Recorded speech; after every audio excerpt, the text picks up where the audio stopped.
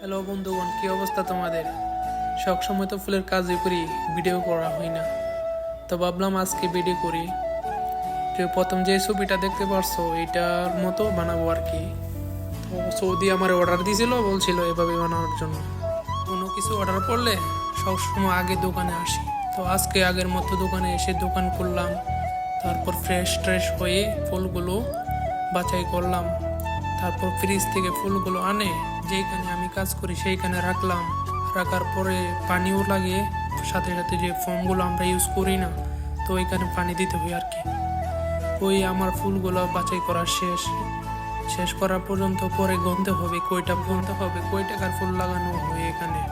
তো আমাকে সৌদি বলছিল আমি যাতে সুন্দরভাবে সাজাই, যত টাকা আসে সমস্যা নেই, আমাকে দিবে আর কি।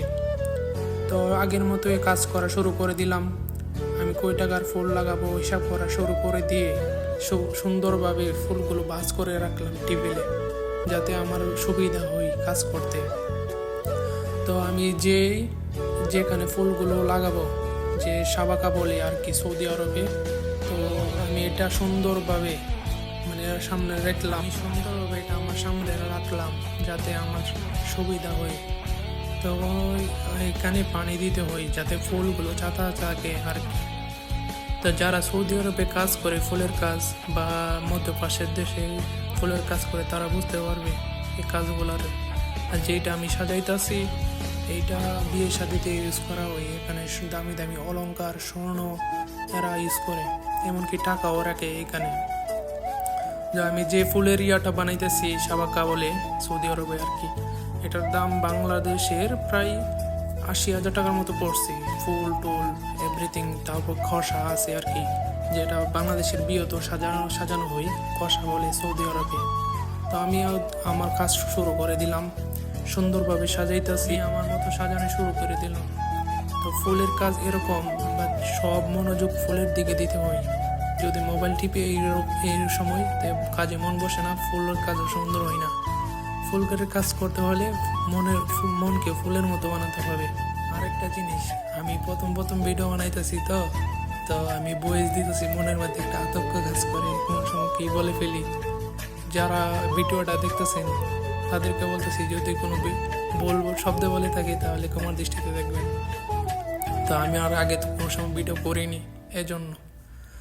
যাই হোক, তারপর আমি আবার কাজ শুরু করে দিলাম। মোটমাট 4টা সেবাকা আছে এখানে, 4টা কাজ করতে হবে। তো একটা সেবাকা বানাতে গেলে প্রায় সময় লাগে আধা ঘন্টা, 4টা 2 ঘন্টা। তো আমি অবশ্য আজকে সব তাড়াতাড়ি দোকানে চলে আসলাম, এসে ফিটফাট হয়ে কাজ শুরু করে দিলাম। তা আমার কাজ এমনিতে অনেক সুন্দর হয়, কেউ আমাকে আজ পর্যন্ত বলে নাই তোর কাজ এরকম হই। সৌদিরা অনেক বাড়িতেও গিয়ে কাজ করি, বিয়ে শাদি, তারপর বার্থডে, তারপর বেলুন সাজাই, সব কাজই পারি মোটামুটি, কোনো কাজই বাদ নাই। তারপর আরেকটা জিনিস আছে মাস্কা আর কি, ওই দেশে যারা ওয়েডিং ফ্লাওয়ার বলে ইংরেজিতে সম্ভবত। এই কাজগুলো অনেক হার্ড, এটা সময় নেই অনেক, প্রায় 3 ঘন্টা বা 4 ঘন্টা সময় নেই। আর এটা আমি যেটা বানাইতেছি এটা হলো সেবাকা, এটা অনেক সুন্দর হয়। এটা যে বানাইতে পারে এটা অনেক, ওই যে 3টা বানানোর নিচে আমি রাখি দিলাম।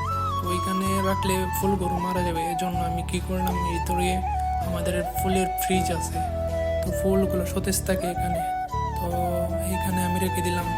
আর একটা জিনিস করতে হবে, যে কুয়াশাটা দেখতে পারছেন না, যে কাঠগুলো আর কি বক্স, ওইটার মধ্যে ফুল সাজাতে হবে ওইটার মধ্যে। তো ওইটার মধ্যে ফুলগুলো আমি সাজাই নিয়ে, কোনো কারণটা হইলো কি ওখানে পানি রাখা যাবে না। যদি পানি রাখতে পারি তাহলে ফুলগুলো সাজাতে পারতাম, ওইখানে সমস্যা ছিল না। এজন্য আমি লেট করে রাখলাম, যাতে পরবর্তীতে গিয়ে সেটা ফুলগুলো সাজাতে পারি সুন্দরভাবে। ওই এখানে রাখলাম, এখানে আমি ফর্মের একটা মাপ নিলাম। মাপ নেওয়ার পরে যাতে আমি আঠা বলে আর কি গাড়া, তো এটা গাড়াটা এখানে লাগানোর পরে এখানে পানি তো রাখা যাবে না, পানি রাখলে ভাষাগুলো রং উঠে যাবে, এজন্য আমি পানি রাখিনি। তো এটা আমার ফাইনাল রেজাল্ট আসছে। ওই আমার প্রোফাইলে ভিডিও বানাইছিল, ওইটা লাস্টে আমার কাস্টমার চলে আসলো, আমি আর ভিডিও তো বানাইতে পারিনি।